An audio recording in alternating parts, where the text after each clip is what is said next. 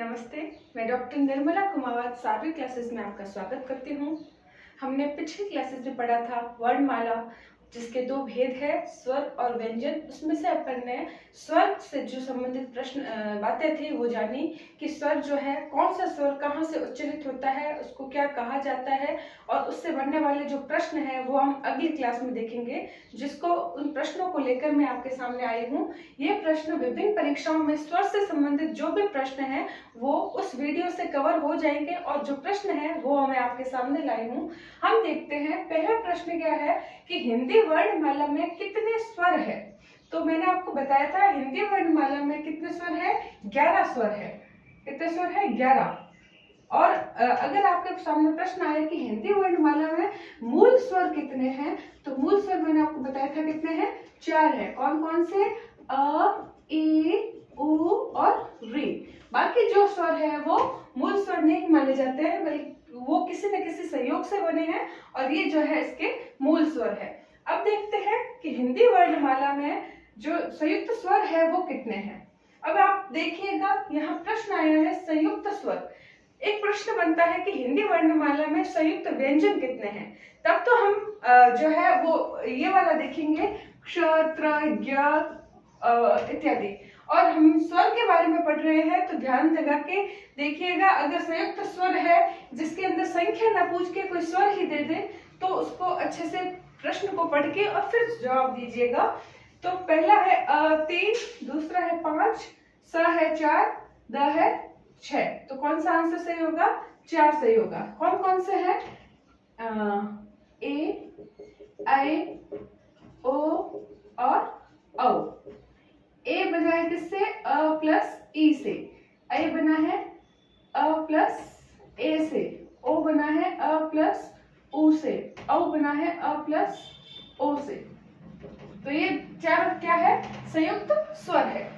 तीसरा प्रश्न है कि हिंदी वर्णमाला में मुख्य या मूल स्वर कितने हैं। मैंने अभी आपको बताया कि मूल स्वर जो है वो हिंदी वर्णमाला में कितने हैं, 4 है। इसके बारे में मैंने पिछले वीडियो में बताया था कि मूल स्वर को हम अगर ऐसे आ जाए कि हिंदी वर्णमाला में बीजाक्षर स्वर कितने हैं, तो बीजाक्षर स्वर भी कहते हैं मूल स्वर को। या ऐसे पूछ ले कि हिंदी वर्णमाला में नैसर्गिक स्वर कितने हैं, तो वो भी मूल स्वरों के बारे में ही पूछ रहा है। वो कौन से हैं, 4 है, अ, ई, उ और री।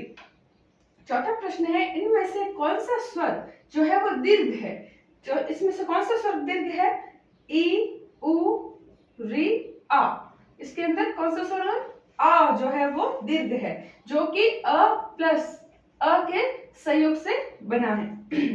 इनमें से कौन से स्वर, इसको मैंने पिछले क्लास में ये भी बताया था कि जो मूल स्वर है और जो दीर्घ स्वर है, इसके अंदर क्या अंतर है। इसके अंदर ये अंतर है कि मूल स्वर जो होता है वो किसी स्वतंत्र होते हैं, किसी संयोग से नहीं बनते हैं, और जो दीर्घ स्वर होते हैं वो दूसरे स्वर के संयोग से बनते हैं। जैसे आ जो है वो अ के संयोग से बनकर आ बना है, ठीक है। इनमें से कौन से स्वर परस्पर सवर्ण या सजातीय है। आपको यह भी बताया था कि सवर्ण या सजातीय, सबसे पहले अपन को यह पता होना चाहिए कि सवर्ण या सजातीय कहते किसे हैं। सजातीय या सवर्ण का अर्थ है कि एक ही जाति के, एक ही जाति मतलब ऐसे स्वर जिनका उच्चारण एक ही स्थान से होता हो, वो क्या कहलाएंगे, सजातीय स्वर।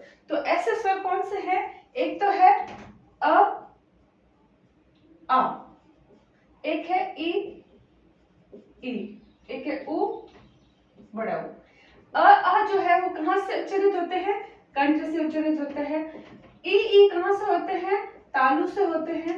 और उ कहां से होते हैं, ओष्ठ से होते हैं। इसका मतलब जो ये जो स्वर है वो स्वर क्या है, सजातीय और सवर्ण स्वर है। जब ये जो है साथ में ऑप्शन में दिया जाए, तो वही जो स्वर होगा वो क्या होगा, सजातीय होगा। जैसे अब आपने देख लिया अ और साथ में ई है, तो ये अ जो है वो कंठ है और ई तालु है, तो ये सजातीय नहीं हुआ। ओ और औ सजातीय नहीं है। उ और बड़ा उ जो है वो सजातीय है, क्योंकि ये दोनों ही कहां से उच्चारित होते हैं, ओष्ठ से उच्चारित होते हैं। आंसर क्या हो गया, स। छठा प्रश्न है, किस क्रमांक में मूल स्वर है। अब ये बताइए कि मूल स्वर जो है वो कौन से में है, उ मूल स्वर है या ई, औ या ए।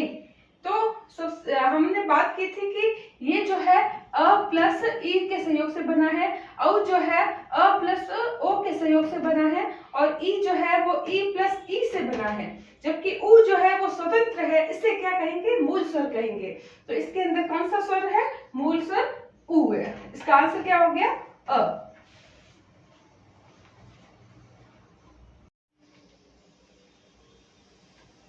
अगला प्रश्न है, किस क्रम में विवृत स्वर है?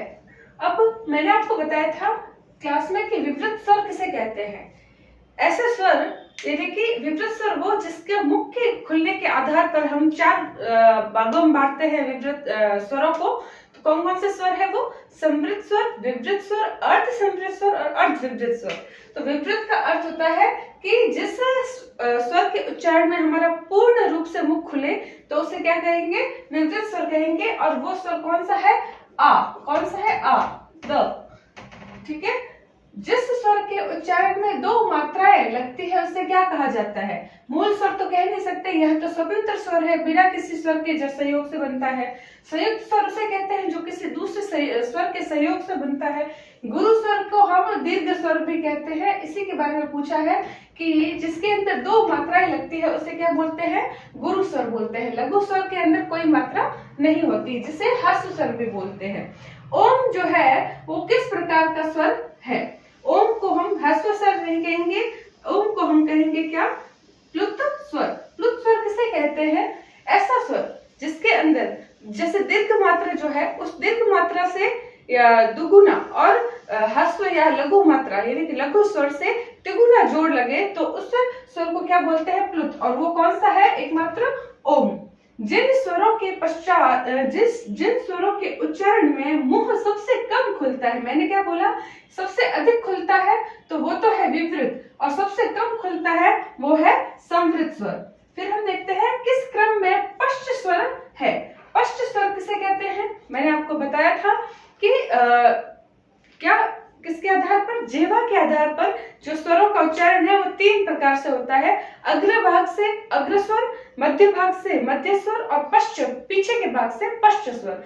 तो वो जो स्वर जो है वो जो जिह्वा के पीछे के भाग से बोले जाएंगे उनको क्या बोलते हैं? पश्च स्वर बोलते हैं। वो स्वर कौन कौन से हैं? आ, उ, ओ, अंग, अह।